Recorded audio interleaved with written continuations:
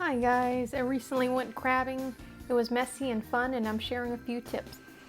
First, check the crabbing season in your area. Here in Florida, it's pretty much year round. Also check for local regulations and licensing requirements. Now the hardest part is finding a spot. Tidal creeks and inlets are great spots, especially during low tide. You can use crab traps or casting nets, but to have a little bit of fun, we don't need any of that. We'll need chicken drumstick or chicken neck on a string, and yes, that's the one from my roasting chicken. We'll also need a net. Just like fishing, we're watching the line for the movement or the tug. You can also just keep an eye on the bait. When the crabs come nipping, just swoop in with your net.